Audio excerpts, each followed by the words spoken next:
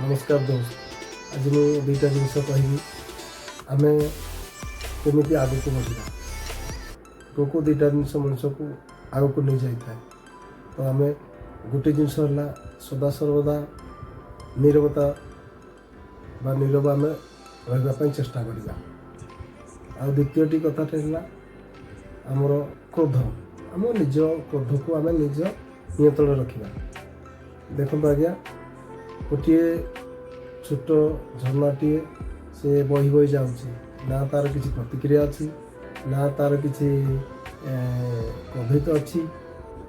तेणु सी सदा सर्वदा नीरवता रक्षा करुँची से जाकि आमर नदी में मिशुची से नदी जाई महासागर में मिशुची। देखु से नदी जिते जाई सागर में मिशुची सी भी से नीरवता अवलम्बन करुँची क्रोधित करूना तो जाई महासागर में मिशुची और महासागर परिणत हो।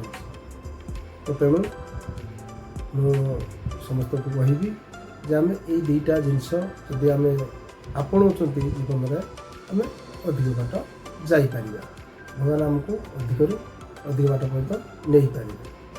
Thank you. जय भारत, जय जगन्नाथ।